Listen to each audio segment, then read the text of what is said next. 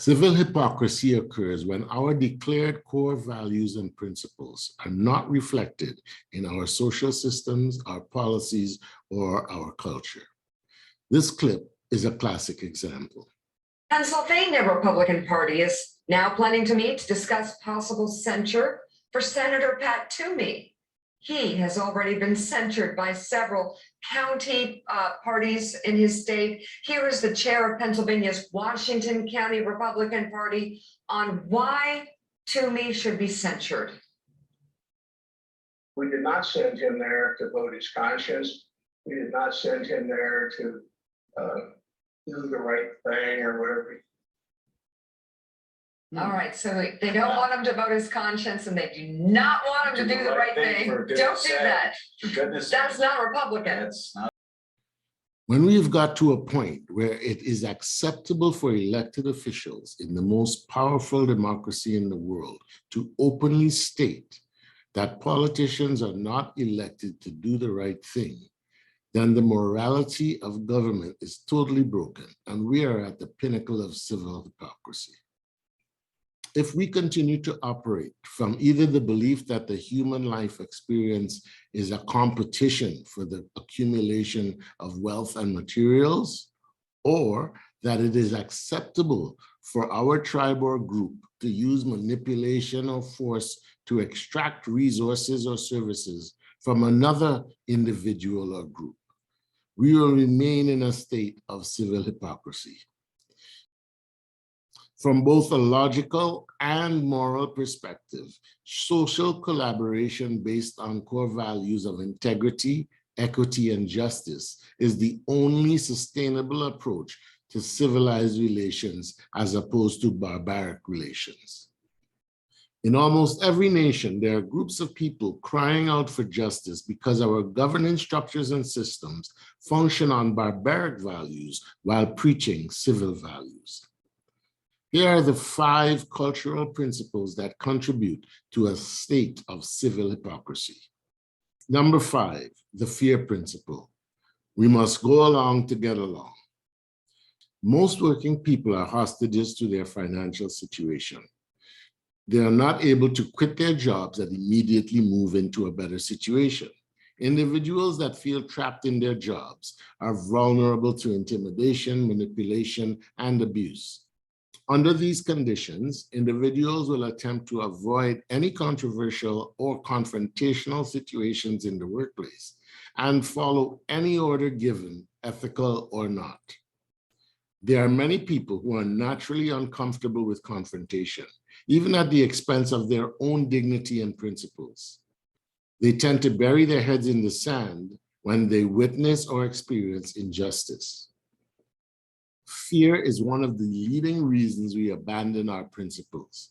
The fear of poverty, the fear of abuse, humiliation, or ostracization will push most people into self-preservation mode, and they will go along to get along. This fear-driven mindset is one of the greatest enablers of systemic corruption and abuse.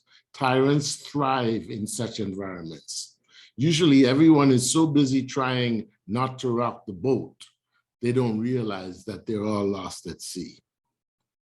Number 4, the me principle, the selfish mindset.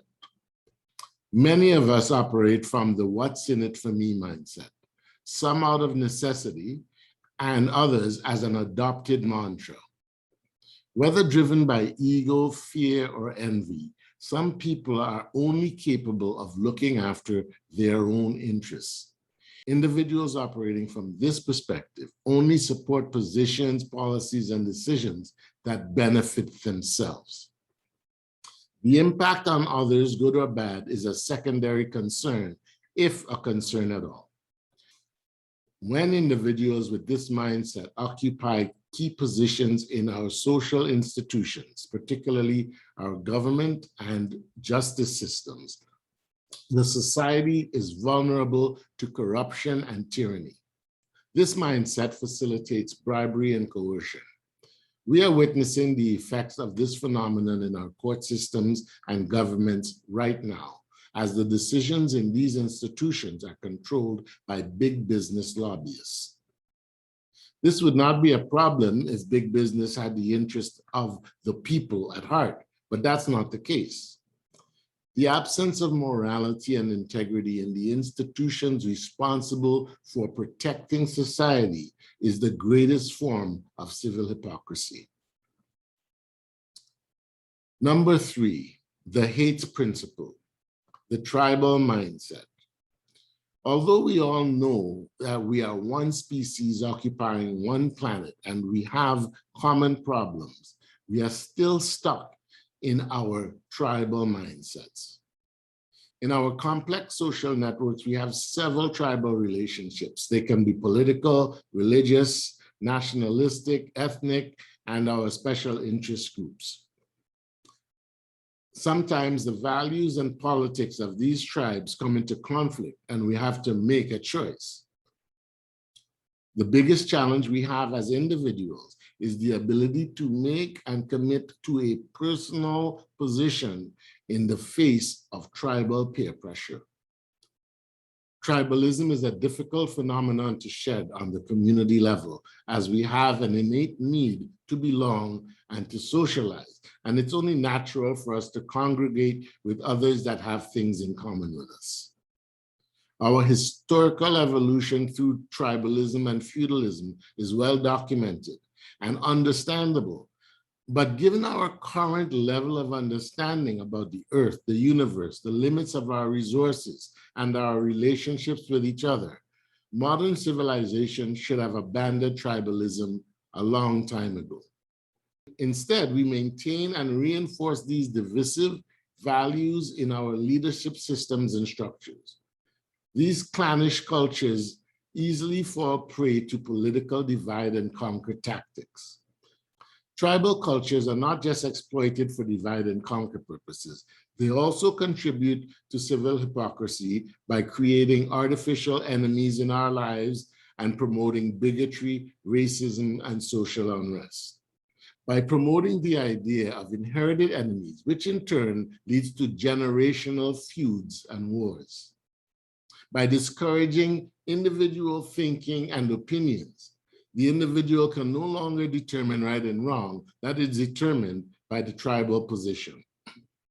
And by obstructing efforts of collaboration on issues with national or global impact. Today, in the most developed countries in the world, we see tribal politics and attitudes, tribal and partisan justice systems, and worst of all, tribal and partisan media. This is not the recipe for a united, peaceful society. However, these practices will continue because there's more money to be made from war and social unrest than there is from peaceful society. Number 2, the greed principle.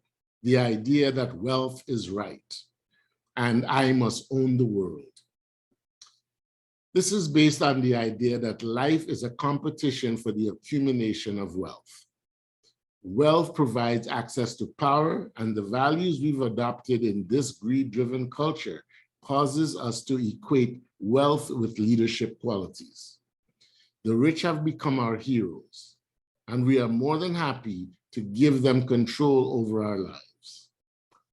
This illogical assumption and the practice of nepotism has positioned many wealthy people that have neither the competence nor the interest in serving the needs of the people in key leadership roles. These self-serving individuals see the people and our social structures only as tools for personal wealth generation. If we are unable to find a balance between the greed of the ruling class and the needs of the people, we will continue to experience social unrest and eventually economic collapse. The own the world mindset is a zero-sum proposition that nobody wins. The big questions that must be answered are, 1, are capitalism and justice philosophically opposed ideals? And 2, is it possible to achieve a socially responsible capitalist system? Number 1, the bully principle. Might is right. One of the first acts of injustice we are introduced to as children is bullying. The vast majority of us would have been taught and would teach our children that bullying someone or using violence to take their property or force them to do something they don't want to do is wrong. We generally denounce the idea of bullying in our homes, our churches, and our temples. Yet our entire system of economics and international relations is founded on and maintained through bullying. For thousands of years, the reality has been, if I have better weapons or a bigger army than you, then I have the right to come into your land and take your resources. The thing is, billions of us around the world that denounce bullying in our families are quite comfortable with it when we get lower gas prices. This mindset also leads to the idea that the strong should rule. This is an absolutely ridiculous dogma in 2021. Where it may have been appropriate 10,000 years ago, civilization has come a long way since then. Today's leadership decisions require analytical and critical thinkers of high character, not a 300-pound bench press. Nations and organizations that adopt the strong should rule principle usually end up with ego-driven rulers with limited leadership skills that rely heavily on force and brutality to gain compliance. Adoption of the bully paradigm as a global leadership model is a zero-sum scenario that leads to global annihilation. As human beings, we all have strengths and weaknesses in all these areas. However, when we collectively surrender our values and principles and choose to support positions and people we know are morally wrong, we are all contributing to this state of civil hypocrisy.